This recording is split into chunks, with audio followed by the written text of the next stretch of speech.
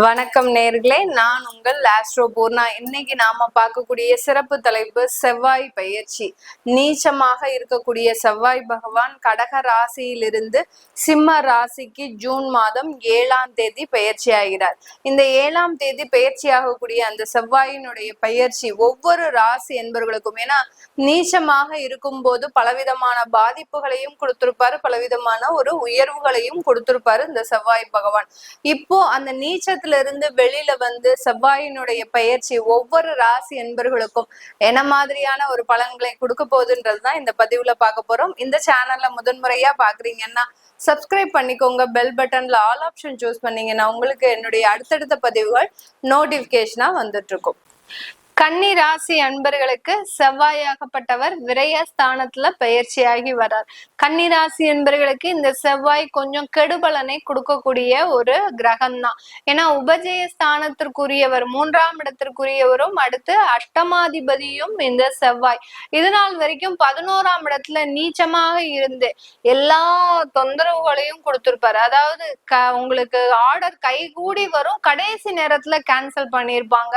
தொழில் சம்பந்தமான வாய்ப்புகள் கை நழுவி போகிறதுக்கு உண்டான அதிகப்படியான அமைப்புகள், வேலையில இன்டர்வியூக்கெல்லாம் எல்லாத்துக்கும் போயிட்டு அங்க போய் ஃபெயிலியர் ஆகிறதுக்கு உண்டான ஒரு பயமும் பதட்டமும் அங்க வந்து அந்த இடத்துல என்ன செய்வது அறியாதுன்னு அந்த இடத்த அப்படியே நீங்க கேன்சல் பண்ணிட்டு வரக்கூடிய ஒரு தருணம். இதெல்லாமே இந்த ராசி என்பர்களுக்கு கடந்த காலத்துல இருந்திருக்கும்.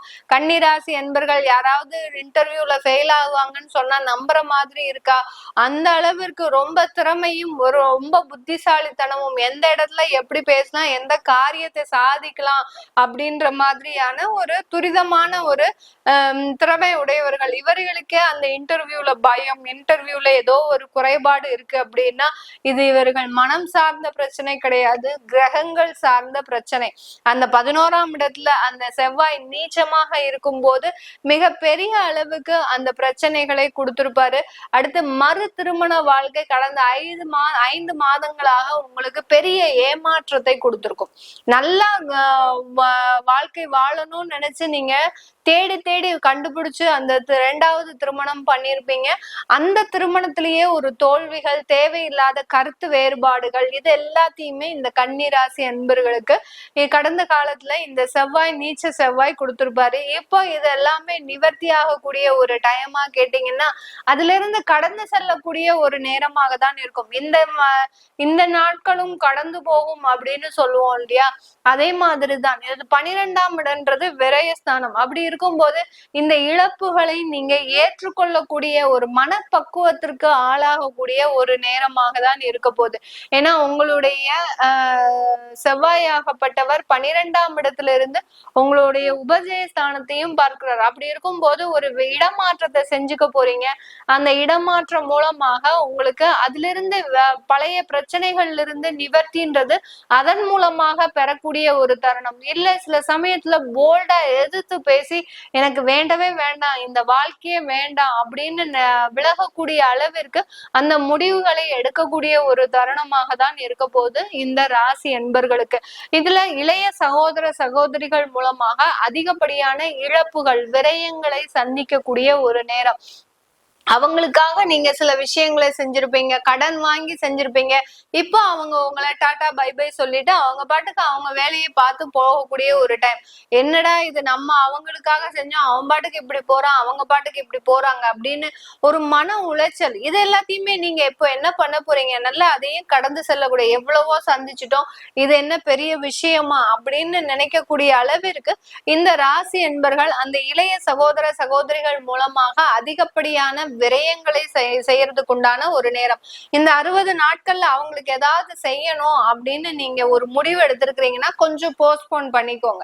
போஸ்ட்போன் பண்ணிட்டீங்க அப்படின்னா 60 நாள் கழிச்சு செய்யும் போது அது பெரிய இழப்புகளை உங்களுக்கு கொடுக்காது.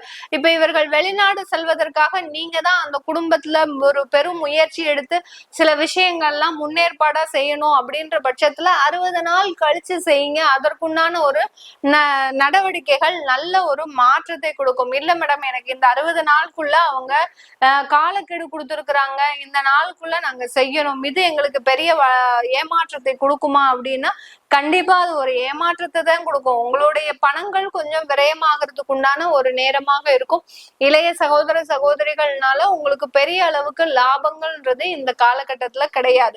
அடுத்து உங்களுடைய ருணரோக சத்ருஸ்தானத்தை பாக்குறதுனால கண்டிப்பாக உங்களுக்கு இந்த காலகட்டம் கடன் அளவு அதிகரிக்கக்கூடிய ஒரு நேரம். கன்னிராசி என்பர்கள் இந்த காலகட்டம் 60 நாட்கள்ல எவ்வளவு கம்ப்ரஸ் பண்ணி உங்க செலவுகளை குறைக்க முடியுமோ குறைங்க. இல்லாட்டி கடன்னால சில விஷயங்கள்ல மாட்டிக்கக்கூடிய ஒரு நேரமாக இருக்கும். தொழில் சம்பந்தமான கடன்கள் வாங்குங்க, அது ஒரு பெரிய பிரச்சனையே கொடுக்காது. ஏன்னா இந்த செவ்வாயாகப்பட்டவர் உங்களுடைய உபஜய ஸ்தானாதிபதி தான். அதனால உங்களுக்கு அந்த தொழில் சம்பந்தமான சில கடன்களை வாங்கும் போது அதுல மாற்று ஏற்பாடுகள்ன்றது இந்த காலகட்டம் இந்த ராசி என்பர்களுக்கு கிடைக்கக்கூடிய ஒரு நேரமாக இருக்கும். 12ஆம் இடத்துல இருந்து உங்களுடைய 7ஆம் இடத்தையும் பார்க்கறதுனால இதுவரைக்கும் இருந்த திருமண தடைகள் இந்த ராசி என்பர்களுக்கு வெகுவாக விலகக்கூடிய ஒரு நேரமாக இருக்கும். ஏற்கனவே 7ஆம் இடத்துல சனி பகவான் இருக்கிறதுனால இப்பதான் அவர் மெதுவா நகர்ந்து வந்துட்டு இருக்கிறாரு உங்களுக்கு உண்டான திருமண தடையை நீக்கிறதுக்கு. இப்போ இந்த செவ்வாயினுடைய பார்வையும் சேர்ந்து வர்றதுனால கண்டிப்பா உங்களுக்கு திருமண தடைகள் நீங்க எதிர்பார்க்கிற அளவுக்கு உங்க உள்ளூர்லயே எல்லாம் வேலை, அதாவது வரன்கள் கிடைக்காது. வெளியூர், வெளிநாடு, வெளி மாநிலம் சம்பந்தப்பட்ட வரன்கள் தான் கண்டிப்பா கிடைக்கும். அத ரொம்ப சந்தோஷமா ஏற்று நீங்க இருந்தீங்க அப்படின்னாலே நல்ல ஒரு வளர்ச்சிகரமான ஒரு வாழ்க்கையாக தான் இந்த ராசி என்பர்களுக்கு இந்த காலகட்டம் இருக்க போகுது. இந்த செவ்வாயினுடைய பெயர்ச்சி இந்த ராசி என்பர்களுக்கு அதிகப்படியான ஒரு வேலை மாற்றத்தை, வெளிநாடு மாற்றத்தை கொடுக்கறதுக்கு உண்டான ஒரு நேரம். நிறைய பேர் பாத்தீங்கன்னா இந்த 60 நாள்ல நிறைய வீசா வாங்குறது, அடுத்து பாத்தீங்கன்னா ஆபீஸ்ல நீங்களாவே வாலண்டரியா போய் சில ஆன்சைட் ஜாப் வாங்குறது, இது எல்லாத்தையுமே செய்யக்கூடிய ஒரு டைமாக தான் இருக்க போகுது. ஏன்னா 12ஆம் இடத்துல இருந்து அது செவ்வாய் ஆக்டிவேட் ஆகுறதுனால வெளிநாடு சம்பந்தப்பட்ட வளர்ச்சிகள்ன்றது இந்த ராசி என்பர்களுக்கு அதிகமாக இருக்கக்கூடிய ஒரு நேரமாக தான் இருக்கும். இது எல்லாமே நம்ம கோச்சார நிலவரப்படி பலன்களை சொல்லியிருக்கிறோம். உங்களுடைய ஜனனகால தசாபுத்தி பலன்களை பார்க்கணும் அப்படின்னு விருப்பப்பட்டாலும், உங்களுடைய குழந்தைகளுக்கு நியூமராலஜி படி பேர் வைக்கணும், குழந்தைகளுக்கு ஜாதகம் எழுதணும் அப்படின்னு விருப்பப்படுறவங்களும் கீழே இருக்கிற நம்பருக்கு வாட்ஸ்அப்ல அப்பாயின்மெண்ட் வாங்கிக்கிட்டு நீங்க என்கிட்ட கன்சல்ட் பண்ணிக்கலாம். உங்களிடமிருந்து விடைபெறுவது உங்கள் ஆஸ்ட்ரோ பூர்ணா. நன்றி, வணக்கம்.